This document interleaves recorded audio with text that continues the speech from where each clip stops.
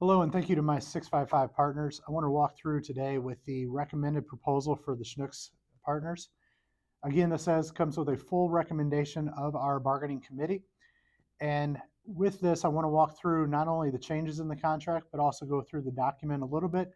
As you can see from the document, anything that is marked with the red language is something that's seen as a negative in the contract. Anything that is in blue is going to be language that's neutral or cleanup, doesn't really have a change to it. And anything that is in green is going to be a positive change for our partners.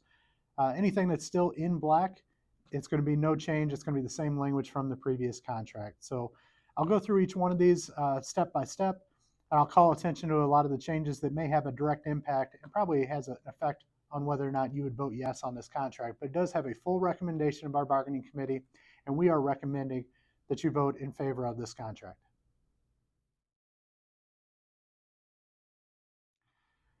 The next item I want to point out is with regards to our seniority article. And there's a couple of changes here that are pretty important.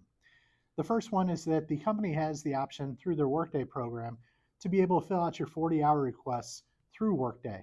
Makes it a lot easier. You don't have to request it from a manager. You can fill it out anytime that you see fit and submit it right away. And we've addressed the language on page 3 of the document, stating that the company can use that digital submission process through the 40-hour request form. So I want to call that to your attention. The second part of that article, and this is what the most important thing out of it, is that the company has now added 20 new full-time 40-hour request jobs. So every September, coming off of the August 40-hour request list, the company's going to add 20 new jobs that are full-time and give that promotion to the 20 most senior people that put in on that 40-hour request form. These are not the designated assistant positions or anything like that. Even if they are above rate on their ratios, they are still every September adding 20 new full-time jobs. That's a positive change for this contract, and I encourage each of you, if you are part-time and looking to get a full-time job, make sure to put in your request before August 1st of this year.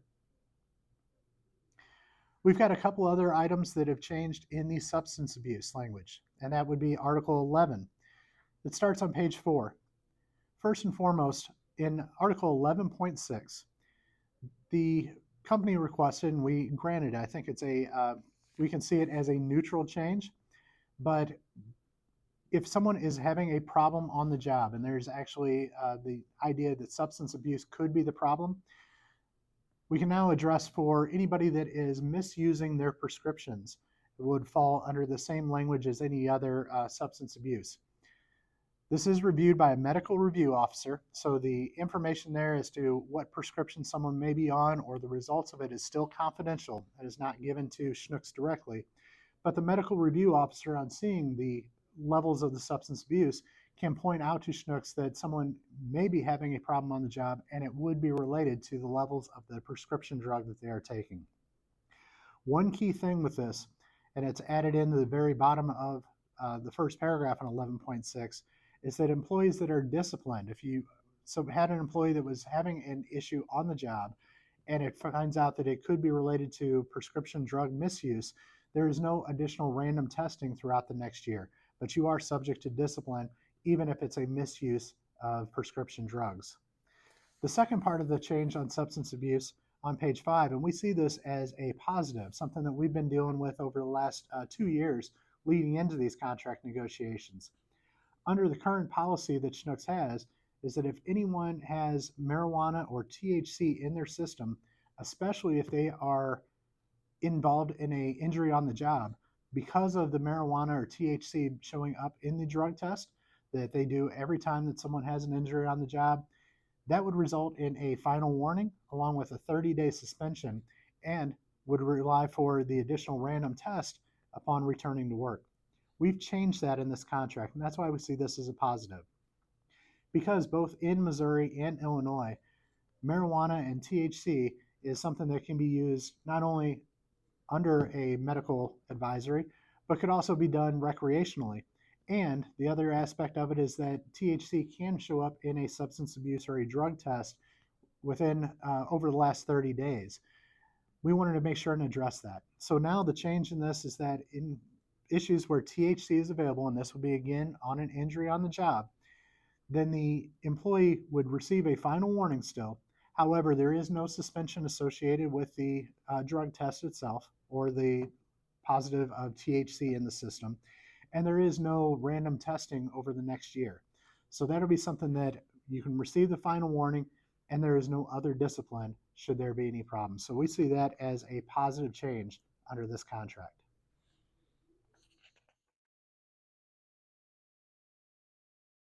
And this is something that is a minor thing, but again, it ties along with if laws change. So the first change on funeral leave is that we had in there that same-sex domestic partners would fall under the funeral leave. There was never an intention to have that as a specific thing lined out only for same-sex domestic partners, and there was never an intention to open it up completely to domestic partners either. So we are taking out the language of same-sex domestic partner. We no longer need that language. However, we do have a change to the bottom of the paragraph in that in the event that same-sex marriage becomes illegal, if the Supreme Court or somebody strikes that down where it's no longer seen as legal, again, we are still grandfathering that into the contract so that we still have that for our partners going forward. And we see that as a positive with the changes there.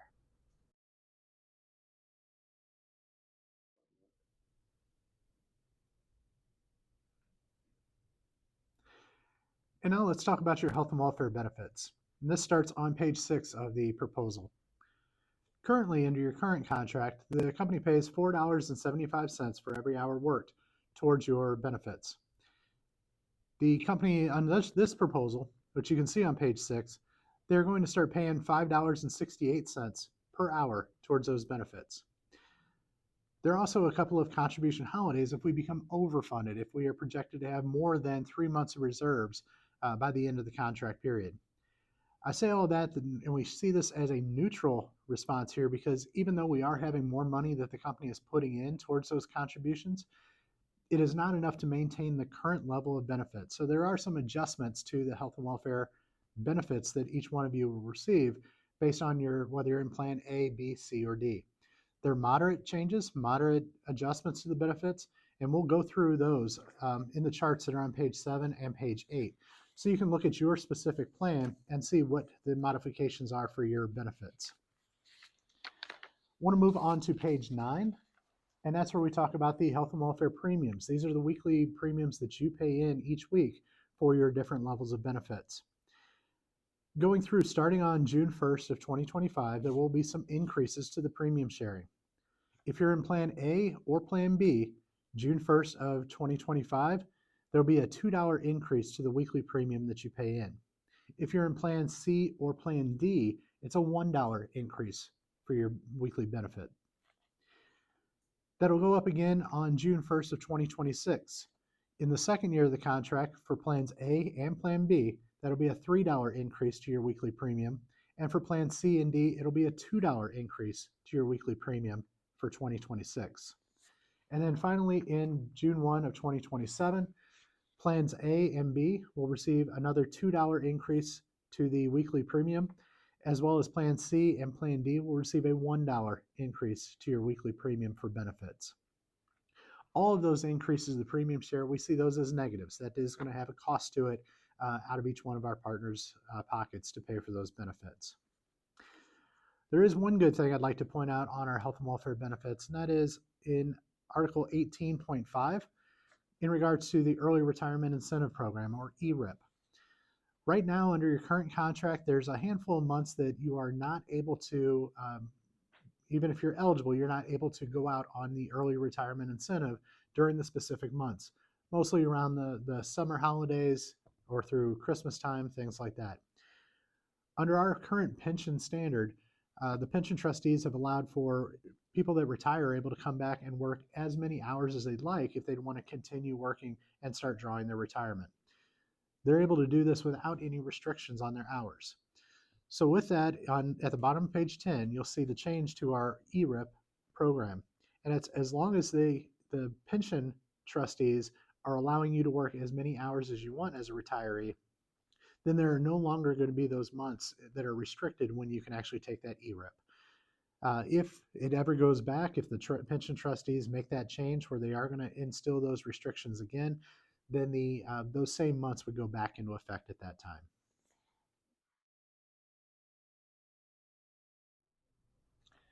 Now let's talk about pension. You can see that on page 11 at the bottom. It's change number 12. You can see language in that first 19.1, and it's language from the last contract, so that's just cleanup, where it's moving to $1.07 is what the company currently pays for your pension in the legacy pension plan. Under this contract, that will move to 97 cents per hour and be at that level throughout the entire contract. This is because your pension plan is well over 100% funded, and this 97 cents, based on our actuaries, should remain that way going forward. So your pension is safe and secure for the life of this contract. One of the other items we talked about through the opening contract meeting is technological change. At the top of page 12, change number 13, we did add some language regarding technological changes. It's impossible to predict what will happen over the life of this contract and what kind of technology is out there, as well as what may develop over the next 3 years as times move so fast. One of the things we have in here is so that we do not have restrictions on the amount of technological changes that Schnucks can implement. We want to make sure they're on a competitive playing field, but we want to make sure and address how those changes affect you, affect your hours, and even the job you do on a day-to-day basis. So what we've added is language in here on page 13, page 12, that in order to facilitate the foregoing, the company and the union will meet to discuss and review technological changes that are implemented in the stores. That means we'll have a committee made up of 3 people from the union as well as 3 people from Schnucks to discuss how those changes are going to take place and the impact of those changes so we can bargain over and see if there's anything that needs to be done as a result of those changes. So that's some pretty solid language to have in a contract to be able to address that should anything come up. So we see that as a positive change. The last thing on page 12 is the term of the contract. Again, just like we've done in the past, this is a 3-year contract that's going to go through May of 2028. So you'll know safe and secure over the next 3 years, this contract will be in place for you. I think most would agree that the most important thing in any proposal is the wage proposal. And our wage proposal starts on page 13. Throughout this contract, with most of the classifications, you'll see throughout the contract $1 each year of the contract. So that'd be at least a $3 increase for most classifications through this proposal. We see that as a positive. You'll see on page 13 in regards to the department managers, the current wage scale there, going up May 12th of 2025, you'll see the dollar increase, May 11th of 2026, and then another dollar increase May 10th of 2027 to reflect those $3 over the life of the contract. There are some classifications in these department managers, the center store lead that are hired after 1991, floral manager, salad bar manager, and specialty department managers that all have a little bit of a bigger increase in the first year. As the clerk wages go up, the company agreed that they needed to address some of the issues for the lower paid department managers there and bump those wages up here. So you'll see that in the first year of the contract as well.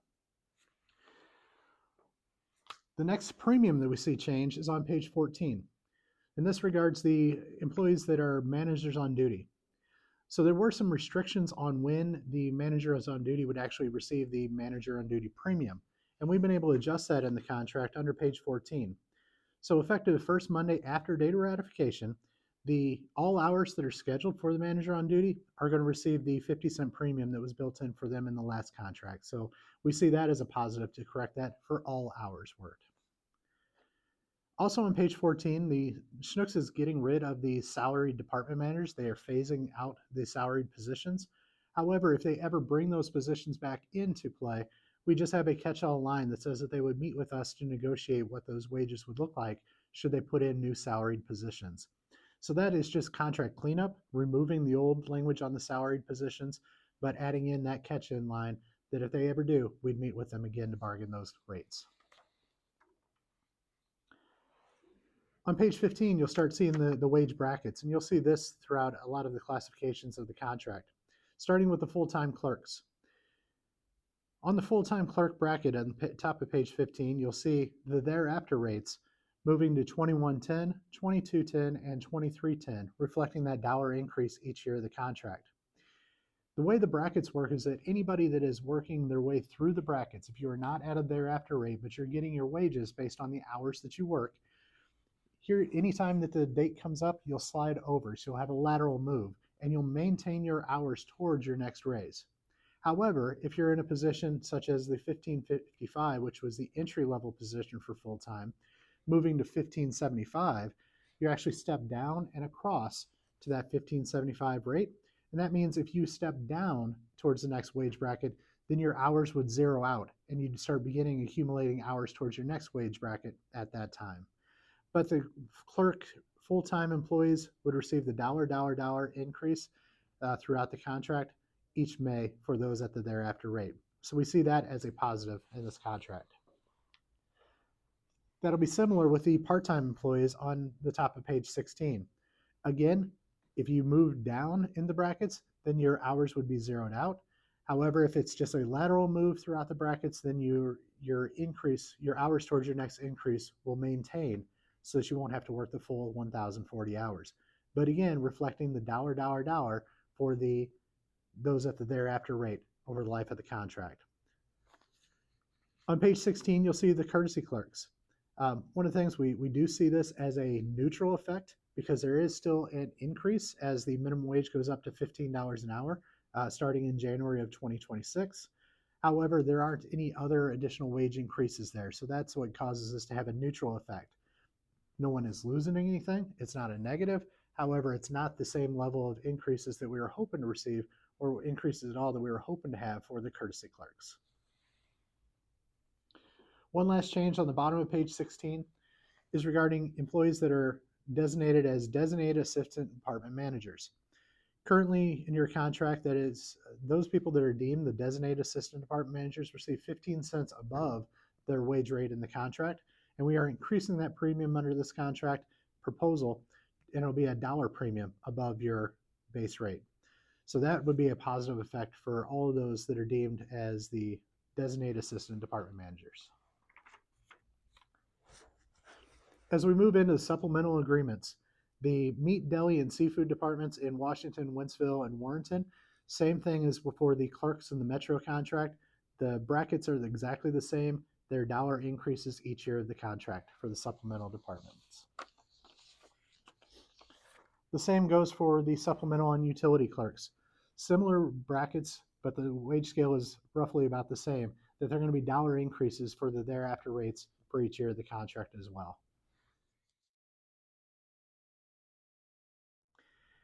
And now I want to address the Schnucks stores that are in Sullivan and Union.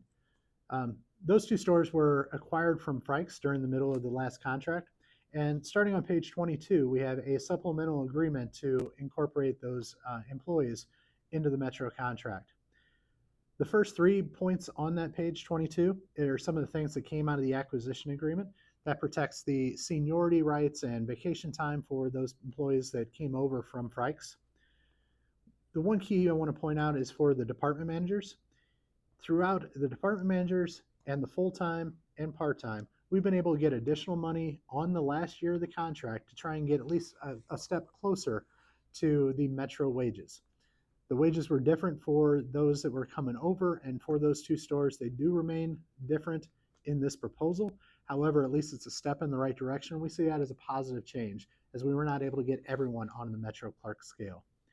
For the department managers on page 22, you'll see for the brackets there that there is a dollar increase in May of 25, another dollar increase in May of 26, but there's a $1.25 raise in May of 27. So reflect for those people at Sullivan and Union that are going to receive $3.25 for the department managers over the life of the contract. We see that as a positive. As you move into the full-time employees on page 23 in the brackets you see there, again, for the thereafter rate, you'll see $1 in the first year, $1 in the second year, and $1.25 in the third year to at least get that one step closer, and we see that as a positive as well. The part-time wage bracket is on page 24. There's a slight difference here in the last year. Again, you'll see $1 in the first year of the contract, $1 in the second year of the contract, but for that last column, the May 10th of 2027, there's a $1.20 increase in that last year. At that time, that top rate and the brackets will be matching the Metro stores. So the part-time will be fixed by the end of the contract. We look forward to trying to work and get closer for the department managers and the full-time in the next couple of contracts. But we see that increase and adding in the extra 20 cents at the end as a positive increase as well. And then at the bottom of page 24, bottom of page 24, the courtesy clerks are on the same scale because they are also going to the minimum wage of $15 established January 1 of 2026. So as we go through this, we are trying to make the Sullivan and Union stores as close as possible. Couldn't get it under one contract, but we'll continue those efforts in future contracts.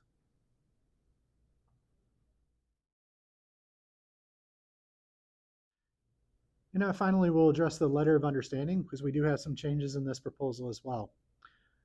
On page 25, at the very top, you'll see letter of understanding number 1. There's a slight change. I made reference to it earlier when we talked about the jurisdiction language, and that the company is addressing a force majeure event. Under your current contract, they can use store management and other non-bargaining unit personnel that are in the stores to address an issue that could be accounted for. Something like a major weather situation comes up, a fire at the store or other disaster. These things are addressed here in the letter of understanding number 1. And the reason we see this as a positive benefit is the company is going to treat any of these force majeure events similar as they do as the CTC, but without having the prior notice ahead of time. So under that, the employees will be notified if there's an issue that they're going to bring people from the corporate office or other non-bargaining unit personnel to help put the store back together or address customer needs. They're going to notify all employees at the affected stores, and those employees at the affected stores can work and maximize their hours to try and help during that time period. So again, if non-bargaining personnel are helping to put the store back together or help with customer service, then all of our partners will be able to maximize their hours, including overtime. So if you get that call, you can come in and maximize your hours too. That's what is addressed in letter of understanding number 1. Throughout the rest of the page 25, letters of understanding 11, 12, 13, and 14, and continuing on to the next page, those are all old classifications that there may still be some people that fall under these classifications. The main point I want to make on this is that they also receive the same wage increase as we have in the body of the contract. So those different classifications are also going to receive $1 each year of the contract for $3 overall. So with that, that's the last change we have in the proposal. I do want to say again, this is a fully recommended proposal. It comes with a full recommendation, unanimous recommendation from your bargaining committee. And again, there's a lot more positives in this contract, including the $3 over the life of the contract, and very few negatives with some of the benefit adjustments and premium share increases. But this is a full recommendation, and we hope that you'd be willing to vote yes on this contract too. Thank you.